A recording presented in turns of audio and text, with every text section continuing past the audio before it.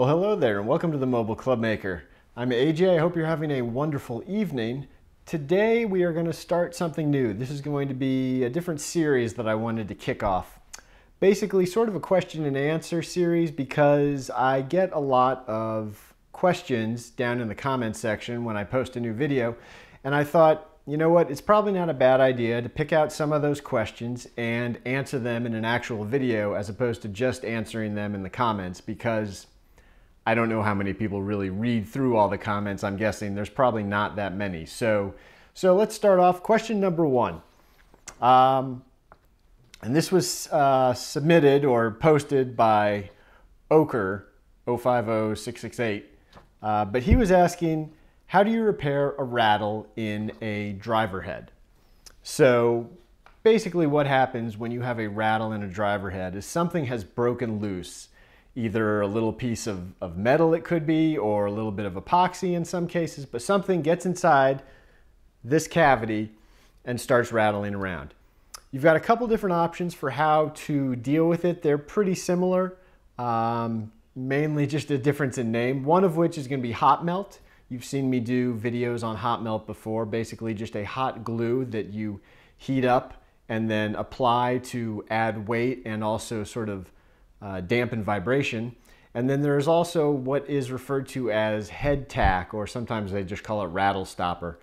And really, it's essentially the same thing as the hot melt. It's just a little more viscous. It runs a little bit more. You don't have to heat it quite as much to get it to flow. So with the head tack, you can basically just sort of, let it sit in a bowl of hot water for a little bit and then apply it that way. With the hot melt, you really need to heat it up with a torch or with a heat gun or something like that.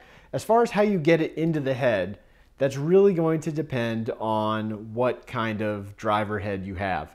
In most cases, it's probably going to be an adjustable hosel like this, so you've got the screw going through the bottom, so that limits your ability to what we used to do back before adjustable hosels was you would basically just drill a hole or go through a hole right in the bottom of the hosel. Put it in that way because there was always just a little thin piece of metal, or sometimes it was plastic, that you could punch through and apply hot melt or apply the tack stop in that way. With these heads, with the modern heads, obviously you can't do that. So in this case, you've got a few different options. Obviously, if your head has some sort of hot melt port down here like this one does, sometimes it'll be here, sort of close to the heel side, sometimes it's somewhere else. But if you can get into that port, just like you would be using for hot melt, you can apply that tack stop, basically heat it up, apply some of it in there, a small amount, and then just kind of shake the head until you hopefully hear the rattle stop, meaning that whatever was rattling around has basically gotten stuck to the glue that you've pumped inside the head, and that takes care of it. Other options, if you have, this driver does not, but if your driver has a screw type weight somewhere in the back of it that you can screw and unscrew with basically with a hosel wrench, that is another option. You can go through that, and that's usually easier if you've got that option as opposed to drilling out the hot melt port. Any of those, again, if you have a bonded hosel where you don't have the adjustable hosel, or if you're working with a fairway wood or something like that that maybe doesn't have the adjustable hosel, then definitely going right through the hosel, pumping in the hot melt or the rattle stopper that way, and then either you can buy little plastic kind of caps that you can fit down in there to cover up that hole that you have made, or you can basically just take like an old tin can or something like that and just cut out a very small disc that you can fit down in the hosel and cover it that way. But that is how you would tackle a rattle in a driver or a fairway wood or something like that. Second question came from Bruce. He said, I've seen a lot of demo shafts that have adapters. What can you tell me about this? Now, this was in reference to one of the last videos I posted talking about buying and installing pulled golf shaft, used golf shaft, shafts that were previously installed in something and then pulled out and resold. What Bruce is talking about basically is, what I'm assuming basically is, these are shafts that came from fitting studios, fitting carts, things like that. So these are shafts that are sent from the manufacturers to the companies, the fitting companies, or the big box stores, golf retailers, whatever they are, to use specifically as demo shafts in their fitting cart.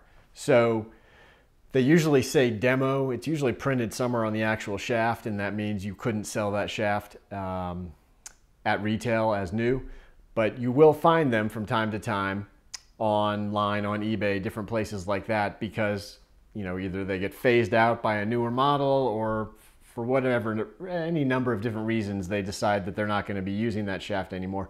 In some cases it'll have the adapter on it. In some cases I've found some that are called demo shafts, and they weren't even installed in anything. It was a perfectly brand new shaft, but it just said demo on it, and so they had to sell it essentially as used.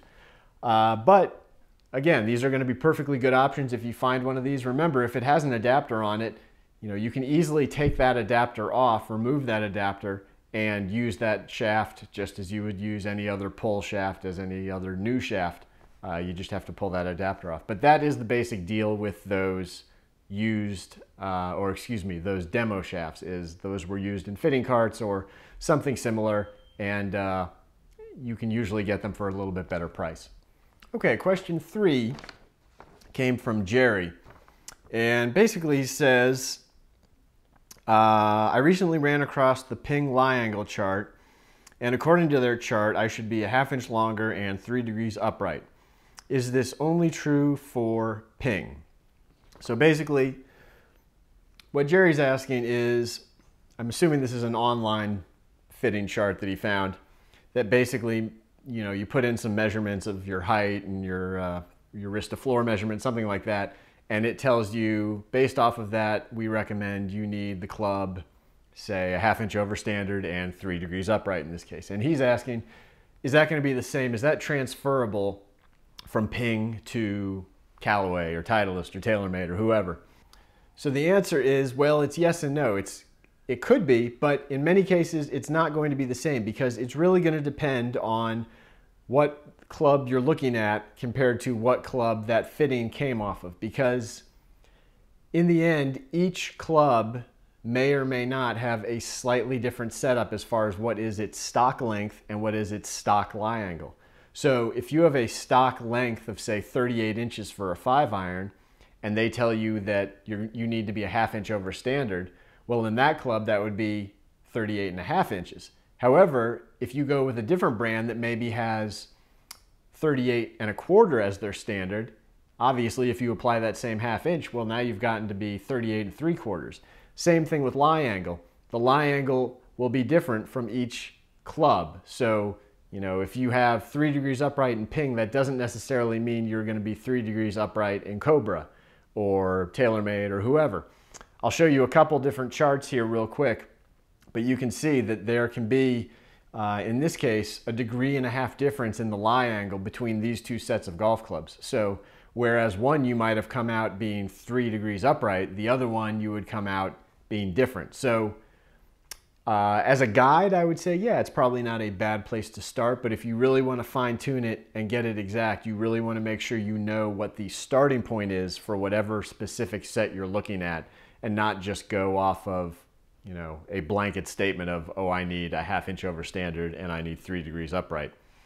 The last thing I want to show you, and this is based off of a video that I did last year, a ways back, which was a video on how to build a regripping station, which was me sort of trying to figure out how, if you are in if you are in tight surroundings, if you live in an apartment, if you live any number of places, or you don't have access to, build out a full-size shop, how can you put together a simple jig to allow you to regrip golf clubs? And I will leave a link to that video down below if you want to see that. But I just wanted to show you because Norm sent me a message and sent me some pictures where he basically took my very basic design, my very rudimentary design, and really elevated it to a different level. So as you can see here, the basic idea is that you would have sort of a piece of wood that you would brace up against something, and that would be what you use to push against when you're sliding grips on. Norm did that, but then also added a catch on the underside there. So not only could you install grips using it and pushing against something, but you could have it basically hanging off the end of a table and use that catch at the bottom against the bottom of the table. So if you had a sturdy bench or table, you wouldn't even need anything up on the backside to push against. You could just use that table. Also, he put together a piece that gave a whole bunch of alignment lines to make sure that the grips are on straight and the head was sitting straight up and down. And he put a drip pan tray catch that's removable onto the back of it. So again, this, I think, like I said, took my very basic design and really made it his own, really made a good looking and I think extremely functional setup that he can use in his rather limited space in Key West. So I thought that was very cool, wanted to show that to you. So this is the end of this video. This is, like I said, the first one of these question and answers that I'm going to do. Hopefully you enjoyed it. Hopefully you got something out of it. If you have a question about club making, fitting, just golf equipment in general, any of those things, feel free to leave that down in the comment section below and maybe I will get to it in my next one of these videos. I'm hoping to do one of these every week, so we'll see how it goes. But again, hopefully you enjoyed this, you got something out of it. And that's that. If you did enjoy this video, please remember to go down below, like, comment, subscribe, hit the bell icon. I'm on Instagram, Mobile Club Maker. We will see you next time. Bye.